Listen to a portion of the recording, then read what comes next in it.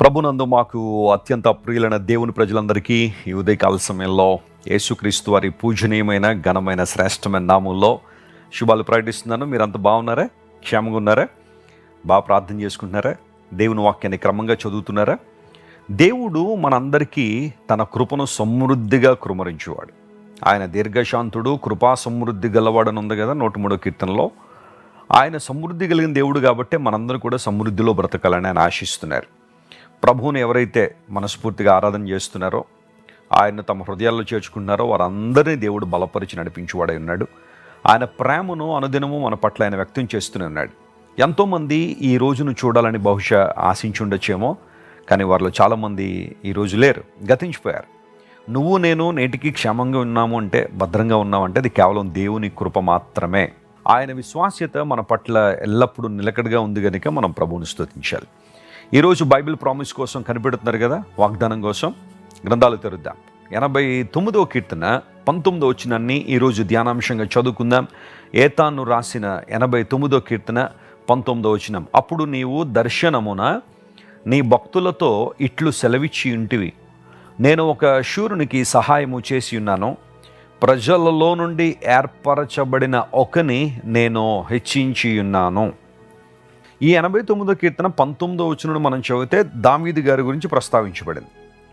ఇది ఏతాను గారు తన కీర్తనలో రాశాడు. అయితే ఈ దర్శనమున భక్తులతో దేవుడు మాట్లాడాడని ఉంది కదా, అది ఎవరు అంటే నాతాను ప్రవక్తతో దేవుడు మాట్లాడాడు. దావీదు గారి కాలంలో నాతాను ప్రవక్త చాలా ఉన్నతమైన ప్రవక్త. ఆయన ఎంత ఘనుడు అంటే దావీదును క్రమపరిచాడు. క్రమమైన విధానంలోనికి నడిపించడానికి దేవుని చేత ప్రేరేపించబడిన గొప్ప ప్రవక్త నాతాను. అయితే ఈ నాతానుతో దేవుడు మాట్లాడాడు కదా. మీరు సమూయేలు 2వ గ్రంథం 7వ అధ్యాయం చదివితే దేవుడు నాతానుతో మాట్లాడిన విషయాలన్నీ అక్కడ ఉంటాయి. దావీదు గురించి దేవుడు మాట్లాడాడు. ఈ విషయాలను ఇక్కడ యెజ్రాయిడైన ఏతాను గారు ఎత్తి రాస్తున్నాడు. ఈ విషయాన్ని మీరు అందరూ అర్థం చేసుకోవాలి. అందరూ బట్టే దర్శనమున నీ భక్తునితో నువ్వు మాట్లాడిన విషయాలు అన్నాడు కదా. ఆ భక్తుడు ఎవరంటే నాతాను ప్రవక్త. ఎవరి గురించి మాట్లాడాడంటే దావీదు గురించి. నేను ఒక శూరునికి సహాయం చేసి ఉన్నాను. ఎంత చక్కని మాట అక్కడ రాయబడింది. అంత మాత్రం కాకుండా ప్రజల్లోంచి ఏర్పరచబడిన ఒక వ్యక్తిని నేను హెచ్చించాను అని దేవుడు తన ఔన్నత్యాన్ని అక్కడ వెల్లడి చేస్తున్నాడు. ప్రభునందు ప్రియ దేవుని బిడ్డలారా, దేవునికి మన జీవితాలు అప్పగించినప్పుడు, ఆయన వాగ్దానాల మీద మనం అనుకున్నప్పుడు, వాక్య ప్రకారం జీవించడానికి మనం నిర్ణయించుకున్నప్పుడు దేవుడు మన పట్ల కలిగి ఉన్న ప్రణాళికలు ఎంత గొప్పవి అంటే, నంబర్ 1, దేవుడు మనకు సహాయం చేసే దేవుడు ఆయన. Praise the lord. ఈరోజు నీ జీవితంలో నువ్వు ఎదుర్కొంటున్న కష్టాలు, నువ్వు ఎదుర్కొంటున్న నష్టాలు, నువ్వు ఎదుర్కొంటున్న ప్రతిబంధకాల్లో నాకు సహాయం ఎవరు చేస్తారా అని కనిపెడుతున్నావేమో. సహాయం కోసం అరులు చేస్తున్నావేమో. కుటుంబ సభ్యులు వస్తారేమో, స్నేహితులు వస్తారేమో, బంధువులు వస్తారేమో, చుట్టుపక్కల వాళ్ళు వస్తారేమో, ఎవరెవరో నాకు సహాయం చేస్తారమోనని కొండంత ఆశతో నువ్వు కనిపెడుతుంటే, నమ్ము ప్రియ దేవుని బిడ్డ, కొన్నిసార్లు నువ్వు ఎవరి మీదైతే ఆశ పెట్టుకున్నావో వారే నిన్ను నిరుత్సాహపరచచ్చు, వారే నిన్ను ఇబ్బందులకు గురి చేయొచ్చు. సహాయం చేయకపోగా ఇంకా నిన్ను కీడులోనికి, కష్టాల్లోనికి నెట్టేయాలనే ఆలోచన కొంతమందిలో ఉండుండొచ్చు. కానీ నమ్మకమైన నీ దేవుడు, పరిశుద్ధుడైన దేవుడు, నిన్ను ప్రాణప్రదంగా ప్రేమిస్తున్న దేవుడు ఎప్పుడు కూడా మాట ఇచ్చి తప్పిపోయేవాడు కాదు. ఆయన సహాయం చేస్తాను అన్నారంటే సహాయం చేస్తాడు ఆయన. ఆపత్కాలమున యెహోవా నమ్ముకొనదగిన సహాయకుడు అని ఉంది కదా. ఆపదలోనే నీకు నిజంగా ఎవరు సహాయం చేస్తారో, ఆపదలోనే నీకు నిజంగా ఎవరైతే నిన్ను బలపరుస్తారో నీకు అర్థమవుతుంది. దేవుడు నీకు సహాయకర్తగా ఉన్నాడు. ఎబినేజర్ అనే మాట చాలాసార్లు మన బైబిల్లో వింటున్నాం. మన పాటల్లో కూడా ఎబినేజర్ ఎబినేజర్ అని పాడుతున్నాం కదా. ఎబినేజర్ అనగా దేవుడు మనకు సహాయం చేసేవాడు, సహాయపు రాయి అని అర్థం అనుకోండి. అయితే ఎజర్ అనగా సహాయము అని అర్థం. దేవుడు మనకు సహాయకర్త.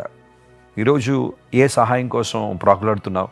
రా దేవుని సన్నిధిలో కూర్చో, ప్రార్థన చేయి, ఆయన వైపు చూడు, విశ్వాసంతో నీ నేత్రాలు తెరిచి ప్రభు వైపు చూడు. ఎంత గొప్ప సహాయాన్ని ప్రభు నీకు పంపిస్తాడు. అనారోగ్యంతో ఉన్నావా? జబ్బులు ఎక్కువైపోయినాయా? దేహం అంతా రోగముల చేత మూలుగుతున్నావా? ఈ హాస్పిటల్ కాదంటే ఆ హాస్పిటల్, అక్కడ కాదంటే ఇక్కడికైనా అటు ఇటు తిరిగి ఎన్నో తిప్పలు పడి వ్యయ ప్రయాసలు కోర్చి ఆరోగ్యం కోసం ప్రాకులాడుతున్నావా? దేవుడు నీకు సహాయం చేయగలడు ఆయన. ఎందుకంటే ఆయన యెహోవా రాఫా, స్వస్థపరిచేవాడు ఆయనే. ఆర్థికంగా చిదిగిపోయి ఉన్నావా? నిన్ను ఆశీర్వదించగలిగిన వాడు ఆయన. పిన్నలనేమి, పెద్దలనేమి, తన యందు భయభక్తులు గల వారిని యెహోవా ఆశీర్వదించును అనే మాట అక్కడ రాయబడి. ఈ ఆశీర్వాదం ఎలాంటిదంటే నువ్వు అనేక మందికి ఆశీర్వాద కారకుడిగా ఉంటావు. నిన్నే దేవుడు ఒక ఆశీర్వాదకరంగా మారుస్తాడు ఆయన. ఒకవేళ నీ జీవితంలో నిందల అవమానాల్లో ఉన్నావా, ఓటమిలో ఉన్నావా, అందరూ నేను తొక్కిపెట్టి ఉంచారా, కంగారు పడకు. యోసేపుని హెచ్చించలేదా దేవుడు? అన్నలందరూ బట్టుకెళ్ళి గోతులో పడేస్తే దేవుడు తీసుకెళ్ళి ఎక్కడ కూర్చోబెట్టాడు? సింహాసనం మీద కూర్చొని పెట్టాడు. హెచ్చు అనేది దేవుని దగ్గర నుండి వస్తుంది. ఆయన తన ప్రజలు హెచ్చించువాడు, ఆయన సహాయం చేయువాడు. ఆయన ఈరోజు నిన్ను పట్టించుకునే దేవుడు ఆయన. ఎక్కడో బెత్లెహేం పొలాల్లో గొర్రెలు కాచుకుంటున్న దావీదును ఎన్నుకున్న దేవుడు, సమూయేలు ద్వారా అభిషేకించి తన మహిమ కొరకు వాడుకున్న దేవుడు. దావీదు యొక్క దుస్థితి ఎలాంటిది అంటే తన సొంత తండ్రి కూడా దావీదుని ఎన్నిక చేయలేదు. ఎవరైనా ఉన్నారా ఇంకా అని అడిగేంత వరకు కూడా దావీదు ఎవరి తలంపుల్లో కూడా లేడు.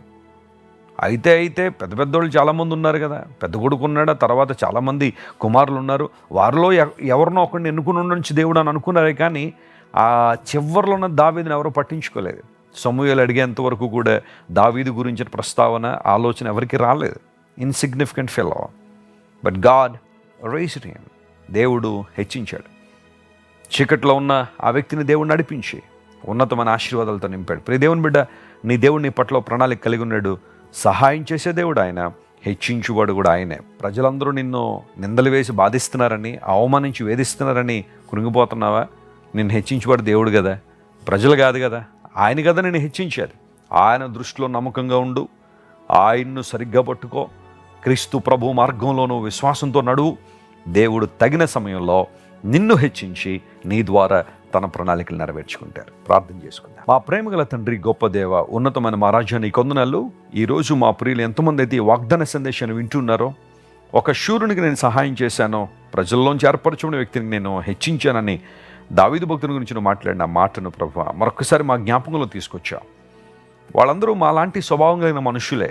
నువ్వు వారిని హెచ్చించి బలపరిచావు. నేటికి నువ్వు సజీవుడుగా ఉన్నావు కనుక మేము నమ్ముతున్నాం ప్రభువా. మా ప్రియులు ఎంతమంది అయితే నీ సహాయం కోసం కనిపెడుతున్నారో వారందరినీ మీరే బలపరచండి. నూతన కార్యాలు ప్రతి ఒక్కరి జీవితంలో జరిగించండి అయ్యా. ఎవరైతే నాయన దినస్థితిలో ఉన్నారో, కృంగిపోయి ఉన్నారో, అణిచివేయబడి ఉన్నారో వారందరినీ మీరే హెచ్చించి నీ దివ్య నామాన్ని వారి జీవితంలో మహింపరుచుకోమని కోరుకుంటూ యేసు క్రీస్తు నామం పేరిట అడిగి వేడుకొంచున్నాం తండ్రి. Amen, amen. God bless you dear friends. ఈ వీడియో మీకు ఆశీర్వాదకరంగా ఉంటే అనేక మందికి షేర్ చేయండి. దేవుని సువార్త పనిలో పాలుభాగస్తులైనండి. Have a wonderful day. మీరు ఇంతవరకు విన్న దైవ సందేశం మరియు దేవుని సేవకులు చేసిన ప్రార్థన మీకు ఆశీర్వాదకరంగా ఉన్నదని విశ్వసించుచున్నాము. ఈ సందేశాన్ని మీ స్నేహితులకు, బంధువులకు షేర్ చేయండి. మీకు ఏదైనా ప్రార్థన అవసరత ఉన్నచో మా ఫోన్ నంబర్లకు కాల్ చేయండి. దేవుడు మిమ్మల్ని ప్రేరేపిస్తే విశ్వాసంతో సాగుచున్న ఈ పరిచర్యను ప్రోత్సహించండి. మరిన్ని వర్తమానాలు, పాటలు వినుటకు జాన్ వెస్లీ మినిస్ట్రీస్ అను మా యూట్యూబ్ ఛానల్ను సబ్స్క్రైబ్ చేసుకొనండి. ప్రభువైన యేసుక్రీస్తు కృప మీకు తోడైండును గాక.